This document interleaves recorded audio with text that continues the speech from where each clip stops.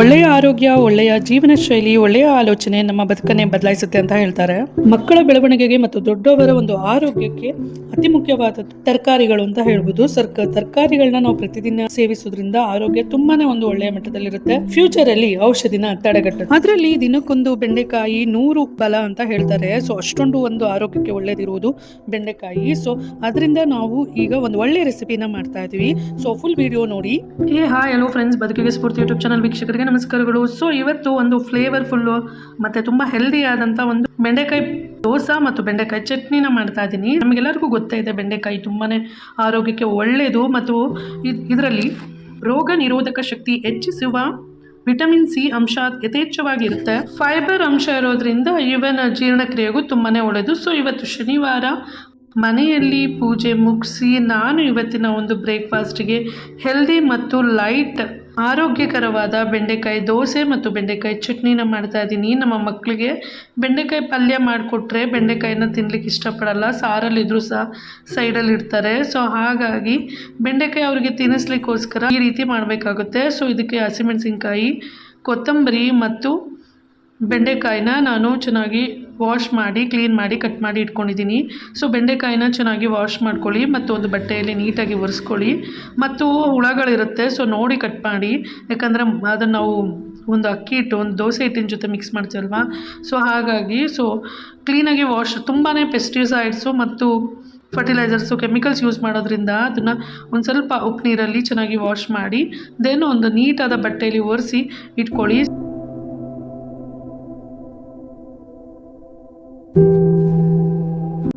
ಒಂದು ಪ್ಯಾನ್ಗೆ ಸ್ವಲ್ಪ ಒಂದು ಚಮಚದಷ್ಟು ಎಣ್ಣೆ ಹಾಕಿಬಿಟ್ಟು ಕಟ್ ಮಾಡಿದಂಥ ಬೆಂಡೆಕಾಯಿ ಮತ್ತು ಹಸಿಮೆಣಸಿನ್ಕಾಯಿ ಮತ್ತು ಕೊತ್ತಂಬರಿ ಮೂರನ್ನು ಹಾಕಿ ಲೈಟಾಗಿ ನಾನು ಫ್ರೈ ಮಾಡ್ಕೊತಾ ಇದ್ದೀನಿ.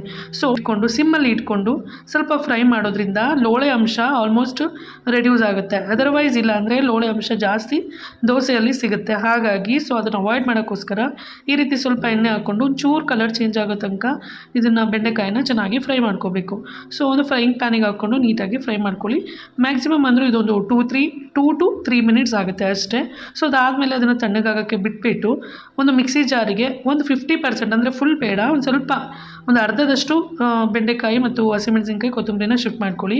ಇನ್ನು ರಿಮೈನಿಂಗ್ ಹಾಗೆ ಇಟ್ಕೊಳ್ಳಿ, ಬಿಕಾಸ್ ನಾವು ಚಟ್ನಿನೂ ಸಹ ಮಾಡಿ ತೋರಿಸ್ತಿದ್ದೀವಲ್ವ ಈ ವಿಡಿಯೋದಲ್ಲಿ, ಹಾಗಾಗಿ ಹಾಗೆ ಇಟ್ಕೊಂಡಿದ್ದೆ. ಸೊ ಇದನ್ನು ಮಿಕ್ಸಿಲಿ ಚೆನ್ನಾಗಿ ರುಬ್ಬಿದ್ಮಾಗ ಈ ರೀತಿ ಪೇಸ್ಟ್ ಥರ ಆಗುತ್ತೆ. ಸೊ ಈ ಪೇಸ್ಟ್ನ ಒಂದು ಮಿಕ್ಸಿಂಗ್ ಬೌಲ್ಗೆ ಟ್ರಾನ್ಸ್ಫರ್ ಮಾಡ್ಕೊಳ್ಳಿ. ಸೊ ಈ ರೀತಿ ಚೆನ್ನಾಗಿ ಮಿಕ್ಸ್ ಮಾಡ್ಕೊಳ್ಳಿ. ರೊಟೇಟ್ ಮಾಡಿದಷ್ಟು ಒಂದು ಲೋಳೆ ಅಂಶ ರೆಡ್ಯೂಸ್ ಆಗುತ್ತೆ. ಸೊ ಸ್ವಲ್ಪ ನೀರು ಹಾಕ್ಕೊಂಡು ನಾವು ಈ ರೀತಿ ಒಂದು ಒಳ್ಳೆ ಕನ್ಸಿಸ್ಟೆನ್ಸಿ ಬರೋ ತನಕನೂ ದೋಸೆ ಕನ್ಸಿಸ್ಟೆನ್ಸಿ ನಾವು ಸ್ವಲ್ಪ ರೊಟೇಟ್ ಮಾಡ್ತಾ ಇರಬೇಕು. ಅದಾದಮೇಲೆ ನಮಗೆ ಎಷ್ಟು ಬೇಕೋ ಅಂದರೆ ನಾವು ಎಷ್ಟು ದೋಸೆಗಳು ಬೇಕೋ ಅಷ್ಟು ನಾರ್ಮಲ್ ಏನು ದೋಸೆ ಇಟ್ಟಿರುತ್ತೆ ಅದನ್ನು ನಾನು ಅದಕ್ಕೆ ಹಾಕಿ ಚೆನ್ನಾಗಿ ಮಿಕ್ಸ್ ಮಾಡ್ಕೊತೀನಿ. ಸೊ ಇನ್ನೊಂದು ಸ್ವಲ್ಪ ಏನಂದರೆ ದೋಸೆ ಹಿಟ್ಟಿನ ಅದಕ್ಕೆ ಬರೋ ತನಕನೂ ಸ್ವಲ್ಪ ರೊಟೇಟ್ ಮಾಡ್ಕೊತಾ ಇರಬೇಕು, ಮಿಕ್ಸಿಂಗ್ ಮಾಡ್ತಾ ಇರಬೇಕು. ಅದರ್ವೈಸ್ ಸ್ವಲ್ಪ ಲೋಳೆ ಅಂಶ ಬಂದುಬಿಡುತ್ತೆ. ಹಾಗಾಗಿ ಈ ರೀತಿ ಚೆನ್ನಾಗಿ ಒಂದು ಮಿಕ್ಸ್ ಮಾಡ್ಕೊಳ್ಳೋದ್ರಿಂದ ತುಂಬಾ ದೋಸೆ ಚೆನ್ನಾಗಿ ಬರುತ್ತೆ. ಸೊ ಈ ರೀತಿ ಮಿಕ್ಸ್ಚರ್ ರೆಡಿ ಆದಮೇಲೆ ಸ್ವಲ್ಪ ಹೊತ್ತು ಇದನ್ನು ಸೈಡಲ್ಲಿ ಇಟ್ಬಿಡೋಣ. ಸೊ ಚಟ್ನಿನ ಪ್ರಿಪೇರ್ ಮಾಡ್ಕೊಳ್ಳೋಣ. ಆಲ್ರೆಡಿ ನಾನು ಫ್ರೈ ಮಾಡಿರುವಂಥ ಫ್ರೈಯಿಂಗ್ ಪ್ಯಾನಿಗೆ ಒಂದು ಸ್ಪೂನಷ್ಟು ಎಣ್ಣೆ ಹಾಕ್ಬಿಟ್ಟು ಸಾಸಿವೆ, ಜೀರಿಗೆ ಮತ್ತು ಕಡಲೆಬೇಳೆ ಮತ್ತು ಉದ್ದಿನಬೇಳೆ ಹಾಕಿ ಒಂಚೂರು ಅದು ಕಲರ್ ಚೇಂಜ್ ಆಗೋ ತನಕ ಫ್ರೈ ಮಾಡ್ಕೊತಾ ಇದ್ದೀನಿ. ಸೊ ಈಗ ಫ್ರೈ ಮಾಡ್ಕೊಂಡೆ ಆದಮೇಲೆ ಸ್ವಲ್ಪ ಬೆಳ್ಳುಳ್ಳಿನ ಅದಕ್ಕೆ ಆ್ಯಡ್ ಮಾಡ್ಬೋದು. ಸೊ ನಿಮಗೆ ಬೆಳ್ಳುಳ್ಳಿ ಇಷ್ಟ ಆಗಲ್ಲ ಅಂದರೆ ಸ್ಕಿಪ್ ಮಾಡಿ, ಪರವಾಗಿಲ್ಲ, ಬಟ್ ಬೇಕಿದ್ರೆ ಹಾಕ್ಕೊಂಡ್ರೆ ಒಂದು ಒಳ್ಳೆ ಟೇಸ್ಟ್ ಇರುತ್ತೆ ಅಂತ ಅಂದ್ಬಿಟ್ಟು. ಸೊ ಅದಾದಮೇಲೆ ಸ್ವಲ್ಪ ಉದ್ದುದ ಹೆಚ್ಕೊಂಡಿರುವಂಥ ಈರುಳ್ಳಿನ ನಾನು ಮಿಕ್ಸ್ ಮಾಡ್ಕೊತಾ ಇದ್ದೀನಿ. ಸೊ ಇಷ್ಟನ್ನು ಸ್ವಲ್ಪ ಲೈಟಾಗಿ ಹುರ್ಕೊಂಡು ಬಾಡಿಸ್ಕೋಬೇಕು. ಅದಾದಮೇಲೆ ತೆಂಗಿನಕಾಯಿ ಚೂರು ಅಥವಾ ತುರಿದಿಟ್ಟಿರುವಂಥ ಒಂದು ತೆಂಗಿನಕಾಯಿ ಸ್ವಲ್ಪ ಮಿಕ್ಸ್ ಮಾಡೋದ್ರಿಂದ ಟೆಕ್ಸ್ಚರ್ ಚೆನ್ನಾಗಿರುತ್ತೆ ಚಟ್ನಿದು ಮತ್ತು ಟೇಸ್ಟಿಯಾಗೂ ಇರುತ್ತೆ. ಸಣ್ಣ ಬೌಲಷ್ಟು ತೆಂಗಿನಕಾಯಿ ಚೂರುಗಳನ್ನ ನಾನು ಹಾಕ್ಕೊಂಡಿದ್ದೀನಿ.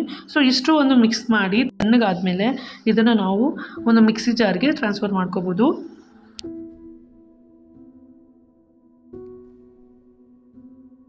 ಮುಂಚೆನೇ ರುಬ್ಬಿದಂಥ ಒಂದು ಮಿಕ್ಸಿ ಜಾರ್ ಇತ್ತಲ್ವ, ಸೊ ಅದಕ್ಕೆ ನಾನು ಟ್ರಾನ್ಸ್ಫರ್ ಮಾಡ್ಕೊತಾ ಇದ್ದೀನಿ. ಅದ್ರ ಜೊತೆ ನಾವೇನು ರಿಮೈನಿಂಗ್ ಸ್ವಲ್ಪ ಬೆಂಡೆಕಾಯಿ ಮತ್ತು ಕೊತ್ತಂಬರಿ ಮತ್ತು ಹಸಿಮೆಣಸಿನ್ಕಾಯಿ ಮಿಕ್ಸ್ಚರ್ ತೆಗೆದಿಟ್ಕೊಂಡಿದ್ವಲ್ಲ ಅದನ್ನು ಸಹ ಅದಕ್ಕೆ ಶಿಫ್ಟ್ ಮಾಡಿಕೊಂಡು ಸೊ ಚೆನ್ನಾಗಿ ರುಬ್ಕೋಬೇಕಾಗುತ್ತೆ.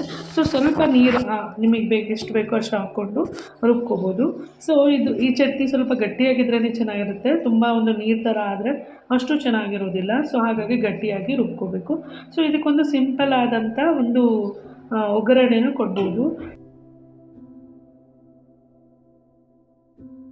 ಜಸ್ಟ್ ನಾನು ಒಂಚೂರು ಕರಿಬೇವು ಮತ್ತು ಒಣಗಿದ ಮೆಣಸಿನ್ಕಾಯಿ ಮತ್ತು ಸಾಸಿವೆನ ಹಾಕಿ ಒಂಚೂರು ಸ್ವಲ್ಪ ಫ್ರೈ ಮಾಡಿ ಅದನ್ನು ನಾನು ಒಗ್ಗರಣೆ ಕೊಟ್ಟೆ. ಸೊ ತುಂಬಾ ಒಂದು ಆಯಿಲ್ ಬೇಡ ಅಂತ ಸ್ವಲ್ಪ ಆಯಿಲ್ನ ನಾನು ಅವಾಯ್ಡ್ ಮಾಡ್ತೀನಿ ಮ್ಯಾಕ್ಸಿಮಮ್. ಸೊ ಉಪ್ಪು ಹಾಕೋದು ಮರ್ತಿದ್ದೆ ಆ್ಯಕ್ಚುಲಿ, ನೀವು ಫಸ್ಟೇ ರುಬ್ಬುವಾಗಲೇ ಉಪ್ಪು ಹಾಕೋಬೋದು. ಸೊ ಆಮೇಲೆ ಉಪ್ಪು ಹಾಕ್ಬಿಟ್ಟು ನಾನು ಮಿಕ್ಸ್ ಮಾಡಿಕೊಂಡೆ. ಸೊ ನೀರು ಎಷ್ಟು ಬೇಕೋ ಅಷ್ಟು ಹಾಕ್ಕೊಂಡು ಮಿಕ್ಸ್ ಮಾಡ್ಕೊಳ್ಳಿ, ಇಲ್ಲಾಂದರೆ ಗಟ್ಟಿ ಚಟ್ನಿ ಇಟ್ಕೊಳ್ಳಿ. ಸೊ ಇದು ದೋಸೆ ಬ್ಯಾಟರು ನಾವೇನು ಮುಂಚೆ ರೆಡಿ ಮಾಡ್ಕೊಂಡಿದ್ವಲ್ಲ ಅದನ್ನು. ಸೊ ಈ ಕನ್ಸಿಸ್ಟೆನ್ಸಿಯಲ್ಲಿ ಇದೆ ನೋಡಿ. ಸೊ ಈಸಿಯಾಗಿ ಈಗ ದೋಸೆ ಹಾಕ್ಕೋಬೋದು. ಆ್ಯಕ್ಚುಲಿ ನನ್ನ ಒಂದು ದೋಸೆ ಅಂತೂ ಸ್ವಲ್ಪ ಹಳೇದಾಗಿರೋದ್ರಿಂದ ಸ್ವಲ್ಪ ದೋಸೆ ಹಾಕುವಾಗ ದೋಸೆ ಬರಲ್ಲ, ಸ್ವಲ್ಪ ಡಿಫಿಕಲ್ಟ್ ಆಗುತ್ತೆ. ಆದರೆ ಒಳ್ಳೆಯ ಒಂದು ದೋಸೆ ಹಂಚಾದರೆ ತುಂಬ ಈಸಿಯಾಗಿ ದೋಸೆನ ಮಾಡ್ಕೋಬೋದು. ಸೊ ಈ ರೀತಿ ಒಂದು ದೋಸೆನ ನಾವು ಹಾಕ್ಕೊಳ್ಳೋದ್ರಿಂದ ತುಂಬಾ ಹೆಲ್ತ್ಗೆ ಒಳ್ಳೆಯದಿದೆ. ಹಾಗಾಗಿ ನಾರ್ಮಲ್ ಒಂದು ದೋಸೆ ಹಿಟ್ಟಿಗಿಂತ ಈ ರೀತಿ ಯಾವ್ದಾದ್ರು ಒಂದು ತರಕಾರಿನೋ ಅಥವಾ ಕಾಳುಗಳು ಅಥವಾ ಒಂದು ಸೊಪ್ಪನ್ನು ಈ ರೀತಿ ಮಿಕ್ಸ್ ಮಾಡಿಬಿಟ್ಟು ನಾನು ದೋಸೆ ಮಾಡ್ತೀನಿ. ಸೊ ನಮ್ಮ ಮಕ್ಕಳಿಗೆ ಈ ರೀತಿ ದೋಸೆ ಮತ್ತು ಚಟ್ನಿ ಮಾಡ್ಕೊಂಡ್ರೆ ತುಂಬ ಒಂದು ಆರೋಗ್ಯಕ್ಕೆ ಒಳ್ಳೆಯದು. ಇದರಲ್ಲಿ ವಿಟಮಿನ್ ಎ ಇರೋದ್ರಿಂದ ಮಕ್ಕಳಿಗೆ ಕಣ್ಣಿಗೆ ತುಂಬಾ ಒಳ್ಳೆಯದಾಗುತ್ತೆ. ನಮ್ಮ ಮಕ್ಕಳಿಂದ ದೊಡ್ಡವರ ತನಕನೂ ಇದು ಆರೋಗ್ಯಕ್ಕೆ ತುಂಬಾ ಒಳ್ಳೆಯದು. ಅಷ್ಟೇ ಅಲ್ಲ, ಮೆದುಳಿನ ಒಂದು ಬೆಳವಣಿಗೆಗೆ ಮಕ್ಕಳಿಗೆ ತುಂಬಾ ಒಂದು ಹೆಲ್ತಿ ಆ್ಯಕ್ಚುಲಿ ಬೆಂಡೆಕಾಯಿ. ಸೊ ಬೆಂಡೆಕಾಯಿನ ನಾವು ವಾರದಲ್ಲಿ ಒಂದು 4-5 ಸರಿ ಕೊಡೋದ್ರಿಂದ ಮಕ್ಕಳ ಒಂದು ಮೆದುಳಿನ ಬೆಳವಣಿಗೆ ತುಂಬ ಚೆನ್ನಾಗಾಗುತ್ತೆ ಅಂತ. ಹೈ ಕೊಲೆಸ್ಟ್ರಾಲ್ ಇರುವಂಥ ವ್ಯಕ್ತಿಗಳು ಸಹ ಪದೇ ಪದೇ ಒಂದು ಬೆಂಡೆಕಾಯಿಯಿಂದ ಕೊಲೆಸ್ಟ್ರಾಲ್ ಮಟ್ಟ ಸೊ ದಟ್ ಹೃದಯಕ್ಕೆ ತುಂಬಾ ಒಳ್ಳೆಯದಾದಂಥ ಒಂದು ತರಕಾರಿ ಅಂತ ಹೇಳ್ಬೋದು.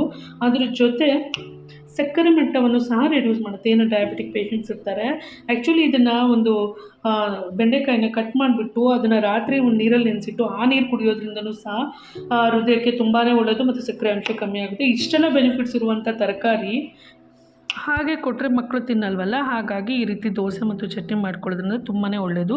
ಮತ್ತು ಇದು ಬಿಸಿ ಅನ್ನಕ್ಕೆ ತುಂಬಾ ಚೆನ್ನಾಗಿರುತ್ತೆ. ಸೊ ಬಿಸಿ ಅನ್ನಕ್ಕೆ ಚಟ್ನಿ ಹಾಕ್ಕೊಂಡು ತಿನ್ನೋದ್ರಿಂದ ಸೊ ಇಷ್ಟೆಲ್ಲ ಹೆಲ್ತ್ ಬೆನಿಫಿಟ್ಸ್ ಇರುವಂಥ ಆರೋಗ್ಯಕರವಾದಂಥ ದೋಸೆನ ನೀವು ಸಹ ಮಾಡ್ಕೊಳ್ಳಿ ಮತ್ತು ಆರೋಗ್ಯನ ಕಾಪಾಡ್ಕೊಳ್ಳಿ.